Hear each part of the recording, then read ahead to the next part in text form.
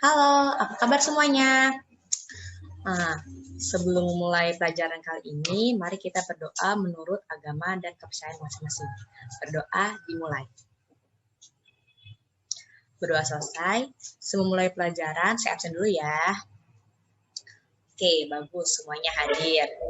Nah, kali ini kita akan membahas tentang materi genetik. Sebelum ke pelajaran, saya ingin bertanya, apakah kalian tahu kenapa warna kulit manusia berbeda-beda, bentuk hidung, bentuk mata, setiap manusia itu berbeda-beda? Bagaimana hal ini bisa terjadi? Apakah penyebabnya? Nah, kita akan membahasnya dalam materi genetik yang akan kita pelajari hari ini.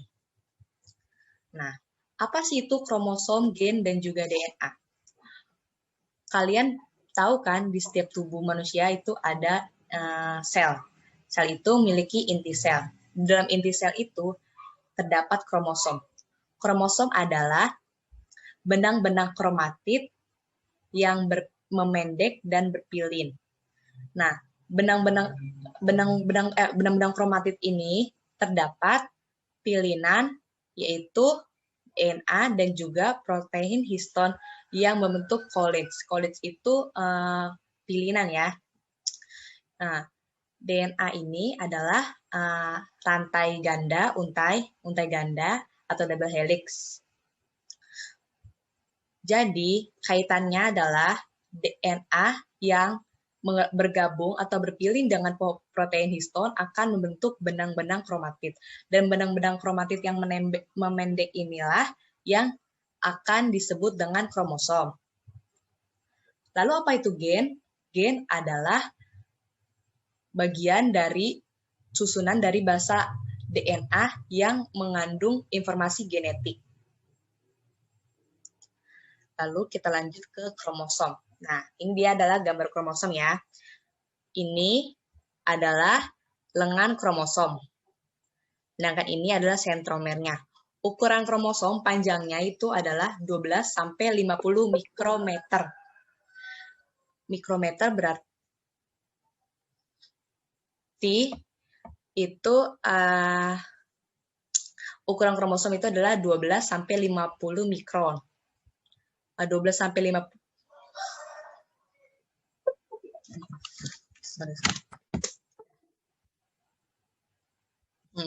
Ini adalah gambar kromosomnya ya.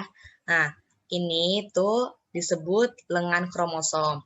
Dan di tengah-tengah ini adalah sentromernya. Panjang kromosom ialah 12 sampai 50 mikrometer. Sedangkan lebarnya ialah 0,2 sampai 20 mikrometer. Berdasarkan fungsinya, kromosom itu terbagi menjadi dua. Ada autosom, yaitu yang dapat membawa sifat atau ciri-ciri sel tubuh. Sedangkan genosom adalah yang membawa ciri atau sifat jenis kelamin. Dalam genosom itu ada dua, hanya ada ovum dan juga sperma. Nah, dan terdiri dari kromosom X dan juga kromosom Y. Jika X dengan X bergabung akan menghasilkan jenis kelamin perempuan. Sedangkan dengan X dan Y bergabung akan menghasilkan jenis kelamin laki-laki. Selanjutnya,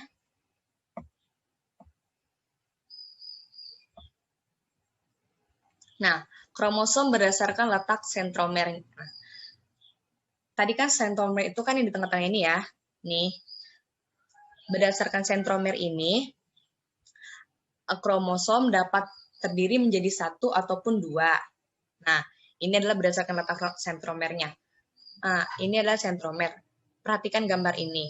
Telosentrik. Telosentrik ini adalah kromosom yang memiliki satu lengan yang di ujungnya terdapat sentromer. Sedangkan akrosentrik adalah sentromer berada di sedikit paling ujung. Nah, dan lengan yang lain itu sekitar 1/5 atau 1/4 ukuran dari lengan yang satunya lagi. Nah, lalu submetasentrik. Submetasentrik adalah lengan kromosom berada di hampir di tengah-tengah, yaitu ukuran lengan kromosom yang satu setengah dari lengan kromosom yang lainnya. Setengah lebih pendek maksudnya. Lalu metasentrik adalah sentromer ini berada di tengah-tengah lengan. Jadi sehingga membentuk huruf V yang masing-masing lengan itu sama panjang. Nah, kromosom berdasarkan jumlah sentromernya itu ada 4. Asentrik.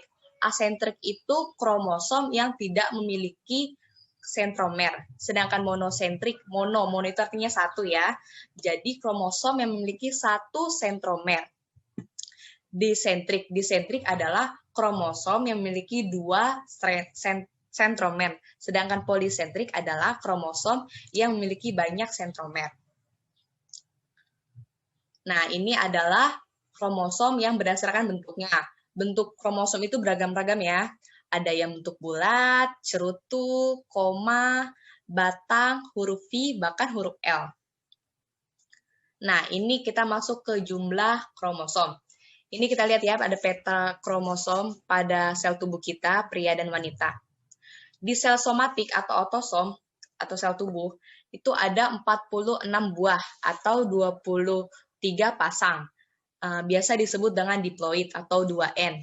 Nah, ini kromosom 1, 2, 3, seterusnya sampai kromosom 23 itu adalah berpasang-pasangan. Biasa disebut 44A. A itu autosom. 44 autosom dengan XX atau untuk menentukan jenis kelamin perempuan dan XY untuk menentukan jenis kelamin laki-laki. Atau bisa juga ditulis dengan 22AA, 22 pasang autosom dengan XX untuk menentukan jenis kelamin perempuan dan XY untuk menentukan jenis kelamin laki-laki. Sedangkan di sel gamet atau gonosom itu hanya memiliki 23 buah atau sering disebut haploid N saja. Nah, itu hanya ada ovum dan juga sel telur yaitu X dan juga kromosom Y. Nah, jadi di sini penulisannya bisa 22A, 22 autosom dan kromosom X atau Y. Jika X dan X berpasangan akan menghasilkan jenis kelamin perempuan dan jika X dan Y berpasangan akan menghasilkan jenis kelamin laki-laki. Nah, dari setiap pasang ini kromosom ini berpasangan ya. Nah, dari 1 sampai kromosom yang ke-22 itu memiliki sifat atau bentuk yang sama. Lanjut lagi, ini adalah tabel untuk jumlah kromosom dari setiap organisme. Nah, bisa lihat sendiri ya. Lanjut lagi, kita ke DNA. DNA itu memiliki sifat 2, yaitu ada heterokatalitik. Heterokatalitik itu adalah DNA yang dapat membentuk RNA melalui sintesis protein. Sedangkan autokatalitik adalah kemampuan DNA untuk melakukan replikasi. Fungsi DNA apa aja sih? Ada 1, untuk membawa informasi genetik. Yang 2, berperan dalam duplikasi diri atau pewarisan sifat. Jadi DNA ini bisa menduplikat, bisa menggandakan dirinya. Lalu yang ketiga ada ekspresi informasi genetik. Lalu yang keempat ada mendeteksi berbagai penyakit. Lalu ada rekayasa genetik. Zaman sekarang itu banyak sekali ya rekayasa genetik yang menggunakan DNA. Lalu yang terakhir adalah membantu kepolisian untuk mencari keluarga. Jadi kalau zaman sekarang kayak ada yang hilang, kita bisa melakukan tes DNA. Itu maksudnya. Kita lanjut ke struktur. Nah, coba kita pahamin ya. Kita pahamin masing-masing. Nih, kita lihat di sini, ini adalah gambar dari DNA. Mungkin bagi yang sering menonton film itu sering sekali ya ada ilustrasi seperti ini gambarnya. Nah, DNA adalah untaian ganda atau double helix yang terdiri dari banyak polinukleotida. Poli itu banyak, nukleotida ya. Nukleotida itu terdiri dari fosfat, ini yang bulat ini, gulanya itu nukleotida yang namanya juga DNA. Deoksiribosa nukleotida asid. Ini yang segi 5 dengan basa nitrogen. Ini yang berbeda-beda nih. Jadi setiap basa nitrogen 1 dengan basa nitrogen yang lain yang sebelahnya itu memiliki ikatan. itulah yang disebut ikatan hidrogen. Basa nitrogen DNA itu ada dua, ada purin dan pirimidin. Untuk purin adalah yang terdiri dari adenin dan guanin, sedangkan pirimidin ialah timin dan juga sitosin. Jadi di sini untuk basa adenin dan juga timin akan menghasilkan ikatan hidrogen rangkap 2. Sedangkan untuk basa nitrogen sitosin dan guanin akan menghasilkan basa nitrogen ikatan 3. Ini saling berikatan. Dan DNA ini terdiri dari banyak sekali nukleotida. Jadi sering disebut dengan rantai polinukleotida. Kita lanjut lagi. Nah, ini adalah gambar dari replikasi DNA. Replikasi DNA itu adalah replikasi DNA mengcopy, memperbanyak dirinya. Nah, replikasi DNA itu ada tiga jenis, itu ada konservatif. Konservatif ini adalah saat DNA itu mereplikasi, menggandakan dirinya, sehingga menghasilkan untaian yang baru. Tetapi untaian induknya itu tetap bergabung kembali, dan untaian yang baru itu menghasilkan untaian yang baru sepasang. Sedangkan semi konservatif itu adalah DNA, untaian DNA yang masing-masing menghasilkan satu untaian lama indukan dengan untaian barunya. Jadi seperti ini ya gambarnya. Ada satu yang untai lama yang warna biru dengan yang warna pink itu adalah untaian baru. Nah, DNA replikasinya itu. Sedangkan pada jenis yang dispersif itu DNA lama dan DNA baru itu saling berfragmen, selang-seling gitu. Jadi ada yang untai lama sambung lagi ke untai baru, ada untai lama ke baru lagi, seperti itu terus-menerus. Tapi dalam replikasi DNA itu yang paling cocok dan seperti kehidupan manusia itu masuk ke dalam semi konservatif. Nah, ini kita masuk ke struktur DNA. Kita lihat ya. DNA itu beda dengan RNA ya. Kalau DNA itu kan double helix 2, sedangkan kalau RNA itu hanya satu, single strand. Nah, lalu di sini gulanya itu adalah ribosa nukleatase, namanya juga RNA ya. Jadi ribosa, bukan deoksiribosa. Lalu untuk basa itu di RNA tidak memiliki timin. Diganti dengan urasil. Jadi untuk basa purinnya itu ada adenin, guanin, dan untuk bahasa pirimidinnya itu ada urasil dan timin. Kita lanjut ke perbedaan DNA dan juga RNA. Sebelum ke tabel kita lihat dulu ya ini gambarnya. RNA itu single strand atau satu untaian saja, sedangkan DNA itu double helix, dua untaian. Lalu di RNA tidak ada timin, diganti dengan urasil. Lalu kita lihat letaknya. Letak DNA itu ada di nukleus, mitokondria, dan juga kloroplas. Sedangkan RNA itu ada nukleus, sitoplasma, dan juga ribosom. Karena pada sintesis protein itu RNA yang berada di nukleus akan berpindah ke sitoplasma dan melakukan translasinya itu di ribosom.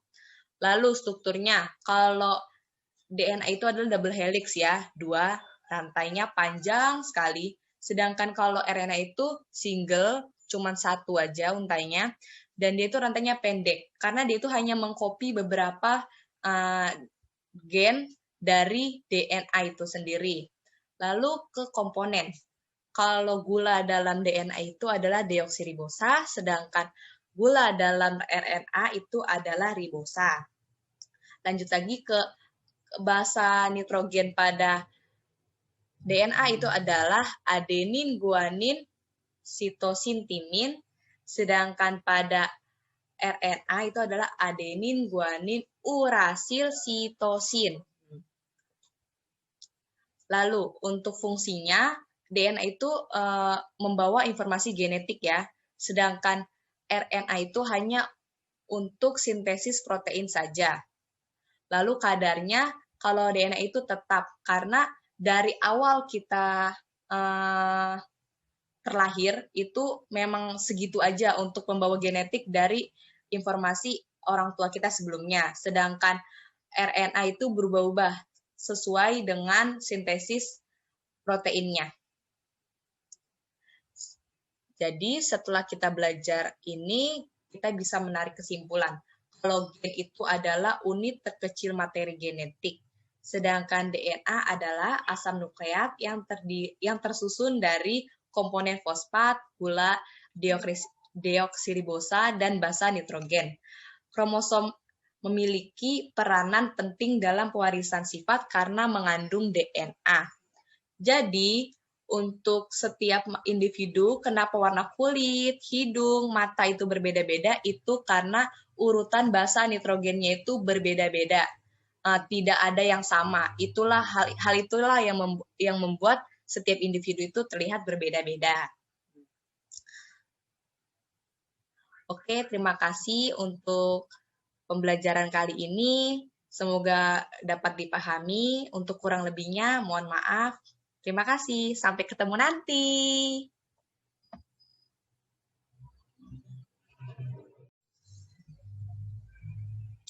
Oh iya, untuk tugas saya meminta untuk materi yang telah kita pelajarin hari ini dibuat rangkuman seperti kalian cerita dengan menggunakan bahasa masing-masing bahasa sendiri. Sampai ketemu nanti.